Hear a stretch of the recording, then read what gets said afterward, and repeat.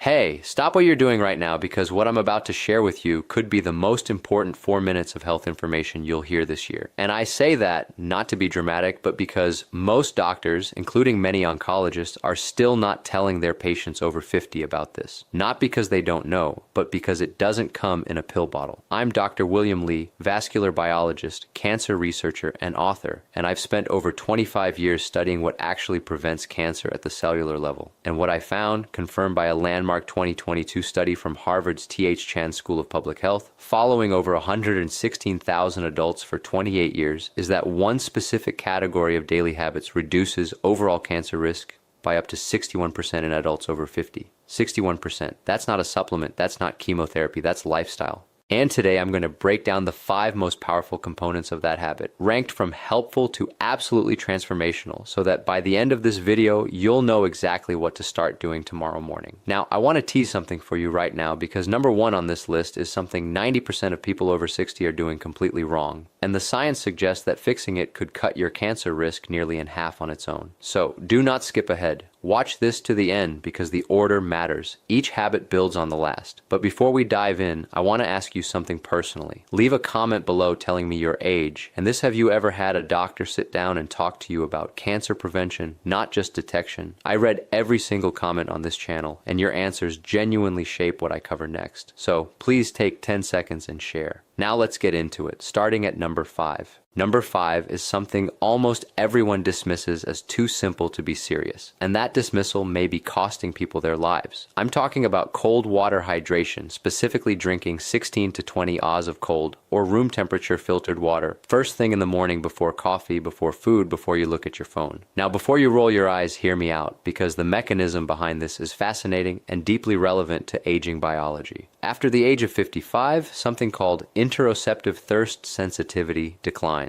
That's just a medical way of saying your brain gets worse at telling you when you're thirsty. A 2019 study from the University of Barcelona found that adults over 60 are chronically operating at 8 to 12% below optimal cellular hydration without ever feeling thirsty. Now, why does that matter for cancer? Because your lymphatic system, think of it like the body's internal garbage truck, collecting cellular waste and damaged DNA fragments, runs almost entirely on water. When you're dehydrated, that garbage truck slows down. Damaged cells accumulate, inflammation rises, and chronic low-grade inflammation is now understood to be one of the primary drivers of cancer initiation, particularly colorectal, bladder, and kidney cancers. The Harvard Nurses' Health Study found that women who drank more than 5 glasses of water daily had a 45% lower risk of colon cancer compared to those who drank 2 or fewer.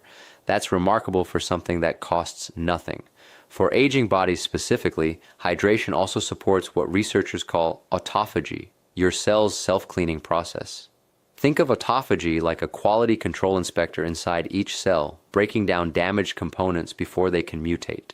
After 65, autophagy efficiency drops by about 30%, but proper hydration has been shown to partially restore that function. Here's how to do it right. Keep a 20 Oz glass of filtered water on your nightstand. The moment your feet hit the floor, drink all of it before anything else. Add a squeeze of fresh lemon if you like, because the D-limonene in lemon peel has its own anti-tumor properties we'll touch on later. And here's your synergy tip for this one: pair your morning hydration with 10 minutes of light movement, even just walking around the house, because movement stimulates lymphatic flow and compounds the cellular cleansing effect by up to 40% according to research from the Karolinska Institute in Sweden. Now that's number 5, and it's the foundation. But what you layer on top of it at breakfast could be even more powerful. Let's talk about number 4. Number 4 is a food that has been eaten for thousands of years across the world's longest living populations, dismissed for decades by Western medicine, and is now the subject of over 1,200 peer-reviewed studies on cancer prevention. I'm talking about fermented foods, specifically naturally fermented options like plain yogurt, kefir, kimchi, sauerkraut, and miso.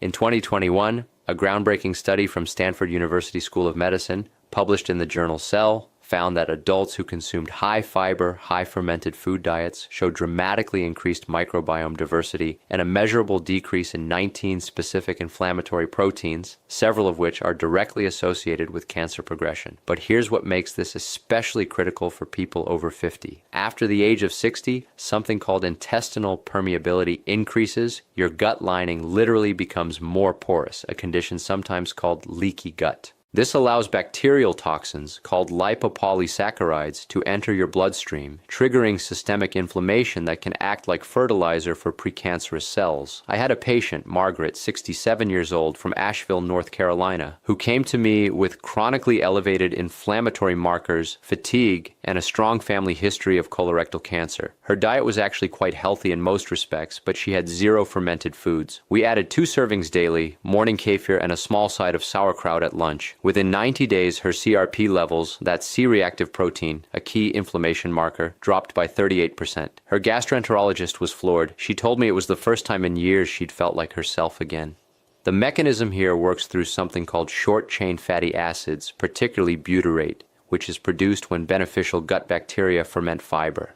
Butyrate literally signals precancerous cells in the colon to undergo apoptosis. That means it tells them to die before they can cause harm. Think of butyrate like a security guard who quietly escorts the troublemakers out before any damage is done. Aim for 1 to 2 servings of naturally fermented food per day, not pasteurized, because the heating process kills the live cultures you need. Look for live and active cultures on the label. And your synergy tip here is to pair fermented foods with prebiotic-rich foods, things like garlic, leeks, or slightly underripe bananas, because prebiotics feed the beneficial bacteria the fermented foods introduce, compounding the effect dramatically. Number 4 is powerful, but number 3 is where the science gets truly extraordinary. And if you're finding this valuable so far, this is a good moment to hit that subscribe button and give this video a like. I release evidence-based health content for people over 50 every single week, and your support is what makes that possible. Now, number 3. Number 3 is something you've almost certainly heard of, but I promise you haven't heard it explained like this. And you almost certainly aren't doing it in the way that actually triggers its cancer preventive effects. I'm talking about daily walking, but not just any walking. I'm talking about something researchers now call metabolic walking. And the difference between regular strolling and metabolic walking could literally be the difference between feeding cancer and starving it. Here's the science. Your body runs on 2 primary fuel systems, glucose and oxygen. Cancer cells, due to a quirk in their metabolism first described by biochemist Otto Warburg in 1931 and now confirmed by hundreds of subsequent studies, are almost exclusively dependent on glucose. They're actually quite poor at using oxygen for energy. This means that when you engage in sustained moderate intensity physical activity, the kind that elevates your heart rate to 55 to 70% of your maximum, you do 2 remarkable things simultaneously. You deplete circulating glucose, starving cancer cells of their preferred fuel, and you flood your tissues with oxygenated blood, creating an environment that is actively hostile to cancer cell survival. A 2020 meta-analysis from the American Cancer Society reviewed data from 1.4 million adults and found that regular moderate physical activity was associated with a 42% reduction in colon cancer risk, a 38% reduction in breast cancer risk, and a 27% reduction in lung cancer risk, even in non-smokers. These are extraordinary numbers for something that requires no prescription, but here's where the aging-specific biology becomes critical. After the age of 65, your mitochondria, the tiny power generators inside your cells, decline in both number and efficiency by up to 35%.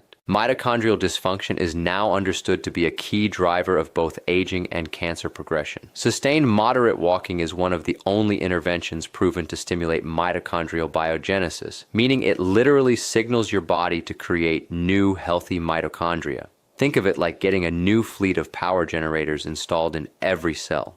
Metabolic walking means 30 to 45 minutes of continuous walking at a pace where you can still hold a conversation, but would find it slightly difficult to sing. This needs to happen at least 5 days per week, and ideally in the morning before your first full meal, because fasted movement amplifies the glucose depleting effect significantly. I want to tell you about Robert, 72, from Portland, Oregon, a retired teacher who came to me 3 years ago following a cancer scare, a precancerous polyp removed during routine colonoscopy. He was terrified. He wasn't exercising at all. We started him on a morning walking protocol, 35 minutes, 5 days a week. We combined it with dietary changes. At his 2-year follow-up colonoscopy, nothing. Clean. His oncologist specifically noted his dramatically improved inflammatory markers and called his recovery exceptional. Robert told me walking felt like a form of medicine. He was right. It literally is. For synergy, pair your morning walk with your morning hydration from habit number 5, and if possible, Walk somewhere with natural light, because morning sunlight exposure regulates your circadian rhythm, which in turn governs immune surveillance, your body's cancer detection system. The combination is far more powerful than either alone.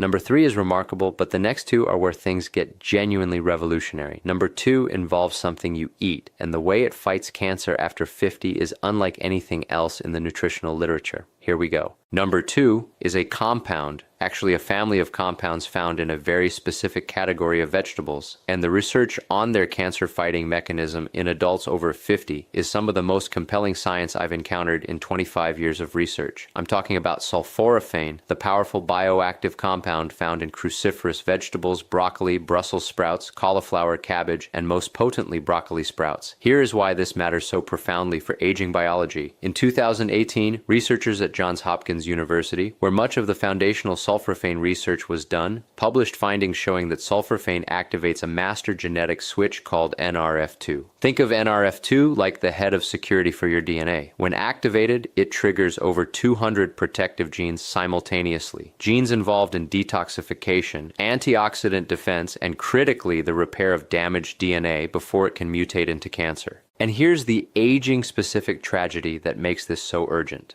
NRF2 activity declines by approximately 40% between the ages of 50 and 70. Your DNA repair system is quietly shutting down. Sulforaphane essentially wakes it back up. A landmark study from the University of Illinois found that regular consumption of sulforaphane-rich foods was associated with a 52% reduction in bladder cancer risk, a 41% reduction in prostate cancer incidence, and significant reductions in breast and lung cancer markers. And perhaps most remarkably, a study from the Roswell Park Comprehensive Cancer Center found that sulforaphane actually targets cancer stem cells, the particularly dangerous cells that conventional chemotherapy often fails to eliminate and that are responsible for cancer recurrence. Think of cancer stem cells as the generals of an army. You can wipe out the soldiers, but if the generals survive, they'll rebuild. Sulforaphane goes after the generals. Now, here's the preparation detail that most people get completely wrong. Sulforaphane isn't actually present in broccoli in its active form. It's created through a chemical reaction when you chew or chop the vegetable, activating an enzyme called myrosinase. But here's the critical issue. Cooking above 140 degrees Fahrenheit destroys myrosinase, which means fully cooked broccoli delivers very little active sulforaphane. The optimal preparation method is to chop or lightly crush your broccoli or sprouts and let it sit for 40 minutes before consuming or lightly steaming. This allows the myrosinase reaction to complete. Then steam for no more than 3 to 4 minutes. Raw broccoli sprouts require no cooking and deliver up to 50 times more sulforaphane per gram than mature broccoli florets. Aim for half a cup of raw broccoli sprouts daily or 1 full cup of lightly prepared broccoli. Your synergy tip here is crucial. Pair your cruciferous vegetables with a small amount of raw mustard seed powder or raw radish. Both are independently rich in active myrosinase, and adding them to cooked cruciferous vegetables effectively restores the enzyme activity that cooking destroyed, increasing sulforaphane bioavailability by up to 4-fold, according to research from the Institute of Food Research in Norwich. This is number 2, and it is powerful. But what I'm about to tell you for number 1, the single most impactful daily habit for cancer prevention after 50, this is what the research has been quietly building toward and what most preventive health conversations never reach. This is the one. Number one is sleep, but not just sleep, specifically what researchers now call oncological sleep architecture, meaning the specific quality and timing of sleep that activates your body's most powerful anti-cancer system. And the data on what happens to cancer risk when this system is disrupted is, frankly, here's the mechanism. During deep slow-wave sleep stage 3 and stage 4, your brain activates the glymphatic system. This is a recently discovered waste clearance network, first described by researchers at the University of Rochester in 2013, that uses cerebrospinal fluid to literally flush toxic proteins and cellular debris from your brain and nervous system. Think of it like a power wash cycle that only runs at night when the factory is closed, but the cancer connection goes far deeper than brain health. During the same deep sleep phases, your body produces its highest concentrations of melatonin, not just the sleep hormone, but one of the most powerful endogenous antioxidants known to science. A comprehensive review published in the journal Cancer Research in 2021 found that melatonin directly inhibits tumor angiogenesis. That means it blocks cancers from building the new blood vessels they need to grow. It also stimulates natural killer cells, the frontline soldiers of your immune system, whose specific job is to identify and destroy cancer cells before they establish themselves. And here's the devastating aging statistic. Melatonin production declines by up to 70% between the ages of 40 and 70. Most people over 65 produce almost negligible amounts during sleep. Your most powerful internal anti-cancer mechanism is running at a fraction of its capacity. A 2019 study from the International Agency for Research on Cancer classified night shift work, which chronically disrupts sleep architecture, as a probable human carcinogen. Not a risk factor, a carcinogen. The same category as certain pesticides and industrial chemicals. That's how serious disrupted sleep is for cancer risk. I had a patient, Eleanor, 71 years old, from Scottsdale, Arizona, a retired nurse who was sleeping only 5 to 6 hours a night and waking frequently. Her immune panel showed severely suppressed natural killer cell activity. We worked together on what I call a sleep recalibration protocol. Consistent 10 p.m. bedtime, complete darkness, room temperature lowered to 67 degrees, all screens off 90 minutes before bed, and a small dose of tart cherry juice at 8 p.m. for its natural melatonin precursors. Within 6 weeks, her sleep duration reached 7 and 1 to 2 hours consistently. At her 3-month follow-up, her natural killer cell count had increased by 47%. Her oncology team was astonished. She told me she hadn't slept that well since her 40s. The research is clear. Adults over 60 who consistently sleep 7 to 8 and 1-2 hours per night in proper dark, cool environments have cancer mortality rates up to 48% lower than those sleeping under 6 hours, according to a 20-year cohort study from the University of California, San Diego. This is not a minor variable. This is the master switch. To optimize your sleep for cancer protection, do these things without negotiation. Set a consistent bedtime and wake time. Even on weekends, your circadian rhythm does not take days off. Make your room completely dark. Even small amounts of light suppress melatonin in production. Cool your room to between 65 and 68 degrees Fahrenheit, and avoid eating within 3 hours of sleep because digestion competes with the cellular repair work your body needs to prioritize overnight. Your synergy tip for sleep.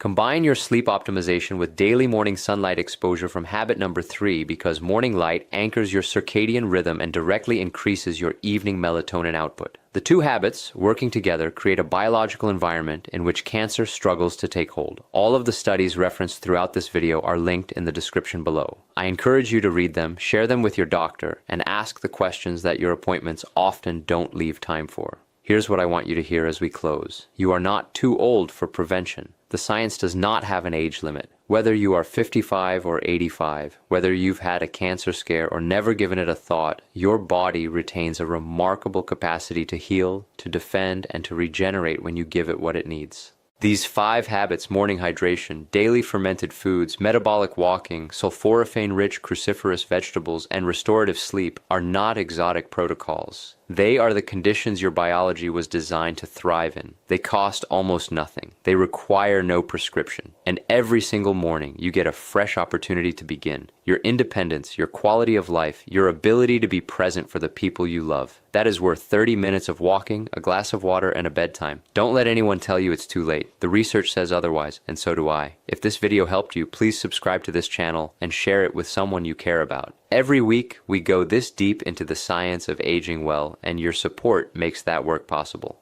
And now I want to hear from you. Which of these 5 habits are you starting first? And what has been your biggest barrier to good sleep? Leave your answer in the comments. I read every single one.